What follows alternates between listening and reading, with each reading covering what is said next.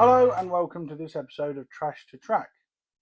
In this episode we're going to be looking at this Hornby Princess Loco that's been sent in to me by David. And I've just noticed on the picture on the cover there that the side rods there are actually broken on that model. They should be facing forwards and they're actually facing backwards. Getting this model out of its box, there's some extra gubbins in here, as David has asked me to fit some DCC Concepts power train magnets to the rib of this model. I've got the magnets and the holders. And then lifting this Princess out of the box, it looks to be in good condition. However, on one side, the side rods there need mending. They don't appear to be broken, they just appear to have come out of their clips in the cylinder block. So we'll have to look at that later on. And the tender, with its detail pack there, looks to be in very good condition and needing very little work. So having a look at this Princess Loco, it seems here that some of the valve gear has been damaged. And testing this model with a battery proves that there's no life to this, although the wheels do look quite dirty, so it may just need a clean up and a service. To remove the body from a Princess Loco, you have to unscrew this screw here that's underneath the smoke box, and then the body shell lifts off and you unclip a clip in the cab there, and we can see that this model is already fitted with a DCC decoder. So I'll set the body shell aside there, and I'm going to have a look at mending these side rods. As like I said, it just looks like it's come unclipped. It doesn't actually look like it's damaged. I'm going to just loosen that screw off there slightly to the cylinders, because if I can manipulate this, I may be able to push this back in without major rebuilding work. What I should do, and what I do in a minute, is just unscrew the crank pin to allow the valve gear to fall loose, and then it will be easier to put back in. I can't put this back in without taking that crank pin off the middle driving wheel. So using one of my hex nut screwdrivers, I'm going to remove this crank pin.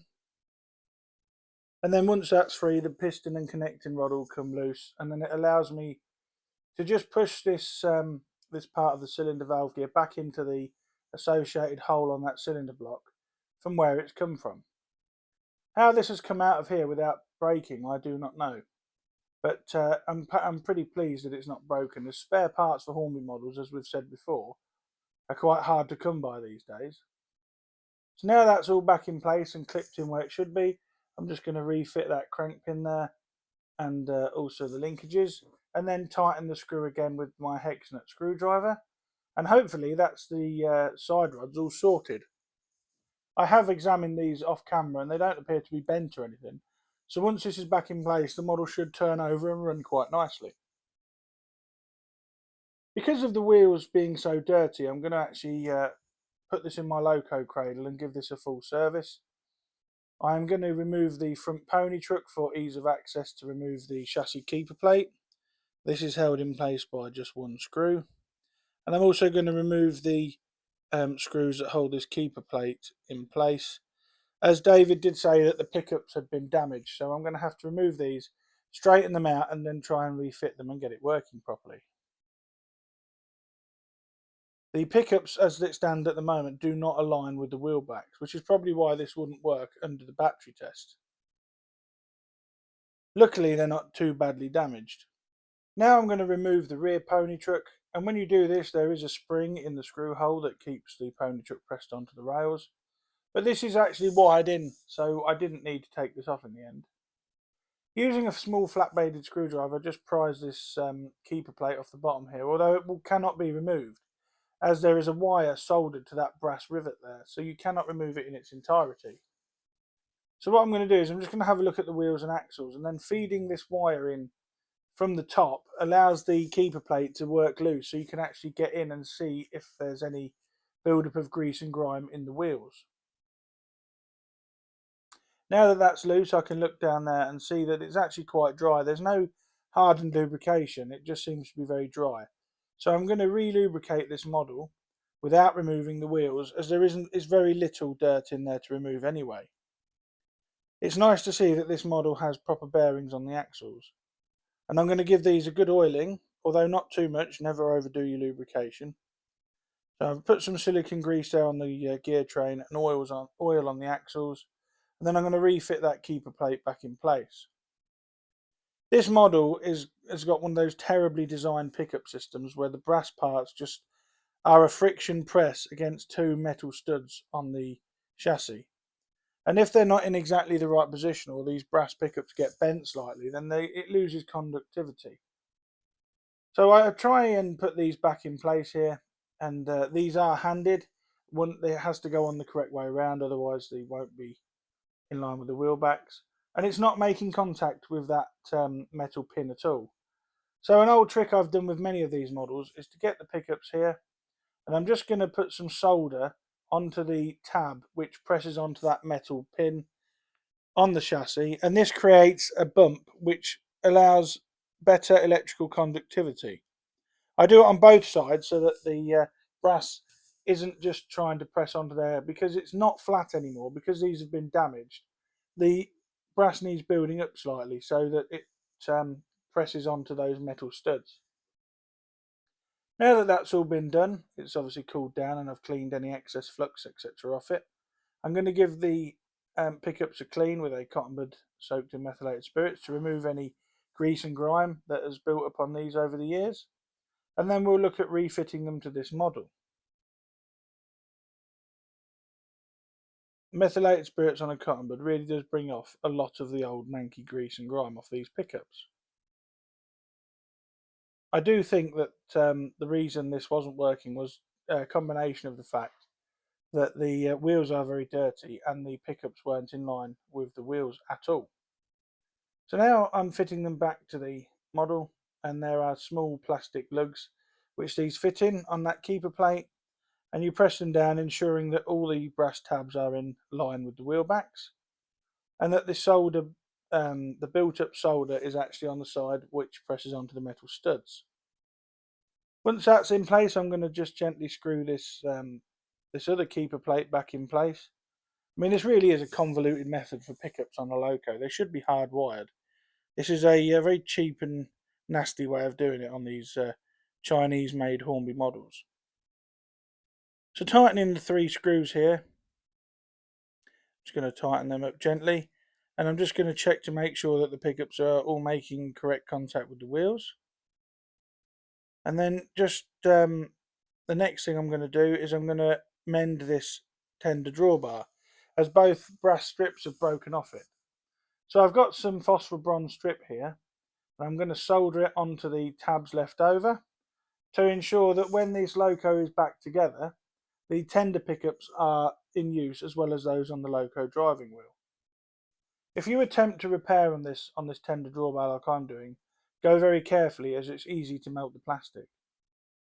You can see here those 2 phosphor bronze strips are now soldered into the place of the missing brass ones, and I've also repaired that loose wire that had come off. So connecting this up to the tender and pushing it down onto those 2 pickup pads there, I've just got to adjust those strips slightly. They may need a little bit of adjustment just so that it's a nice snug fit. And I put some power on those pickups, and as you can see now, the wheels are turning nice and freely, and the side rods are working as they should, which proves that we repaired those correctly. I'm now just adjusting this drawbar to make sure that power is being transmitted through the tender wheels. However, there's no power being transmitted at all. So I wasn't going to do much with the tender, but it now looks like I'm going to have to give that a service and a clean as well. The body shell on David's model needs very little work other than a dusting to remove a coat of dust. And then I'm going to refit the body to the locomotive chassis, as we are about done with this bit now. So to keep it all out of the way and to keep it nice, I've just strapped some of the wiring in there with some yellow masking tape from Tamiya. And to refit this, it is the exact opposite of taking it off. You just engage the clip, line up the screw holes, and then tighten the screw up very gently in the smoke box there to fix the chassis back onto the body shell. Having the chassis on the body shell also makes it easier when it's sitting in my Loco cradle later on when we come to clean and polish the wheels. After the body shell was put on, the front pony wheel was reattached using the small screw that we took out earlier on, and the spring was replaced, and the rear pony truck was also reassembled back onto the Loco. Just struggling a little bit there with that screw. It's the screwdriver, that's a very old screwdriver. So now we're going to strip the tender down to have a look at the pickups to make sure there's no loose wires or short circuits in this tender. I'm just going to remove this keeper plate here to release the wheels. This coupling is a simple clip fit, so that will be pulled out the way, and both screws are removed. If I just put some pressure on that, that coupling should clip out. And then the flat bladed screwdriver just picks the wheel keeper plate off the tender, and the wheels simply just pull out. There's no proper bearings on this tender, they just sit in plastic lugs, although they are quite free running. Now this is in my Loco cradle again. I'm going to take a look at this, and there's quite a lot of dirt on the pickups on this tender, so I'm pleased that we ended up stripping it down in the end, because it did need a thorough clean. Every one of the pickups on this model was quite dirty, so this model has had some use in the past. The tender wheels were then sorted out. These were given a thorough polishing, first with a cotton bud and methylated spirits to clean the wheel backs and the wheel treads. It's important that you clean both, as the pickups press on the wheel backs, so it's no good having clean wheels and dirty pickups, or sorry, clean wheels and dirty wheel backs, otherwise you're just not going to get any electrical conductivity. Now to remove the tender body, you just have to undo a screw and release a clip. I'm taking the tender weight off there just to make sure that these two wires here are not touching and that the solder joints are still there. These can bend inwards and touch each other, causing a short circuit. So using a small piece of cotton bud stick, which is tightly wrapped cardboard these days, I just put that between the two wire terminals and then cover with a bit of Tamiya masking tape to ensure that these two wire contacts never touch and create a short circuit when this Loco is running round. Once that was done, the tender weight was replaced, as was the tender body shell, using all the relevant screws that we've just removed. Before I fit the wheels back to the tender, I'm just going to bend out the pickups ever so slightly to make sure that they are springy and are fitting up against the tender wheel backs as they should be. And then, with the aid of the tweezers holding the pickups in place, I then put the first of the wheels back in, followed by the rest, and then ensure that all of the pickups are pressing correctly on the wheel backs, as I've just said. Once all the wheels are in place, and they are, like I said, just a clip fit, the tender was put back together, and then the whole Loco was put in my Loco cradle to test whether or not we have fixed the electrical pickup issue.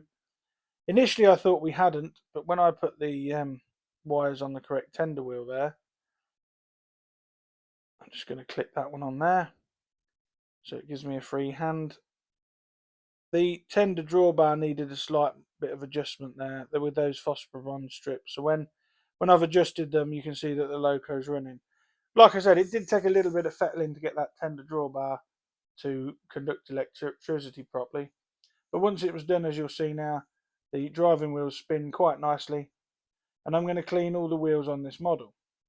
First off, I'm going to use my fiberglass pencil to polish off the worst of the dirt and give the wheels a nice shine. That includes the wheel backs on the driving wheels and the tender wheels, as we've mentioned, and then followed up by polishing with a bit of methylated spirits and a cotton bud. And you can see there just how much dirt has come off the back of that one wheel. So it's imperative that you clean all the wheel backs on models like this. After I'd cleaned the moving driving wheels, the pony wheels were all cleaned as well with the fiberglass pencil and methylated spirits. And now we're going to look at fitting these DCC Concept magnets for their power train, I believe it's called. I could be wrong there. But David has provided 3 of the holders and 4 magnets, but I can only fit 2 on the bottom of this Princess. These are a simple fold together item. I should have strengthened these with solder in hindsight, but I didn't. And I basically fold them up, hold them in place, and using the provided 0.8mm drill bit, drill 2 holes in the plastic keeper plate under the Loco, place the magnets in the brass holder, and then screw it down with a very fine Phillips screwdriver. These brass holders are extremely fragile, and one of them actually snapped while I was trying to fold it up. I added a very small amount of super glue there just to hold the magnet in place, because when you were trying to put the magnet in place with the brass, it kept shooting towards one of these screws because of the magnetism. I also put a small amount of super glue on the magnet itself just to hold the brass keeper in place, as well as the 2 screws that we're going to fit in just a second. Once it was all fitted and dried, I test ran the Loco to make sure that the magnets didn't foul anything, and then the brass was given a coat of black just to blend it in with the rest of the chassis. And when the Loco is running at viewing distances, you can't actually tell they're there.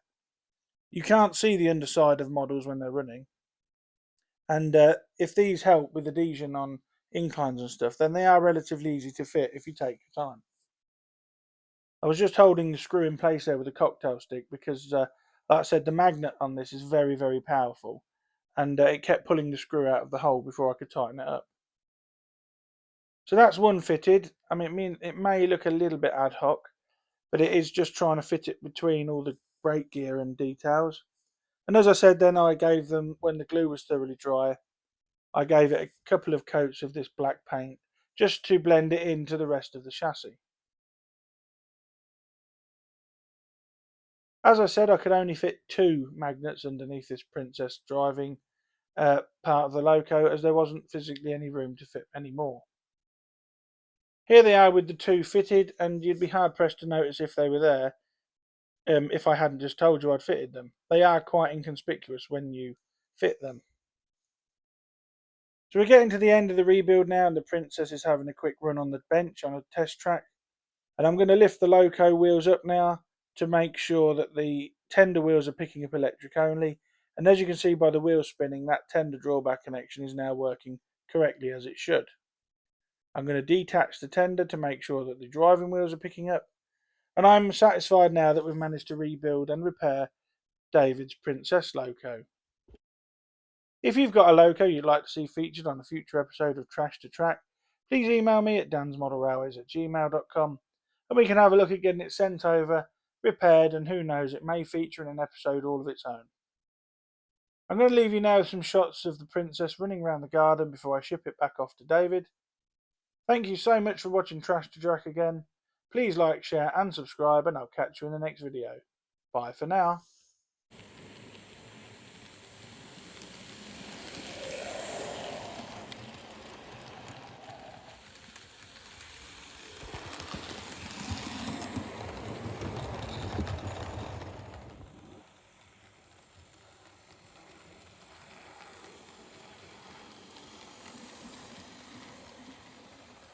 During testing of David's Princess, we got an obstruction danger signal sent down the line, and the Princess encountered a giant snail in the forefoot of the track.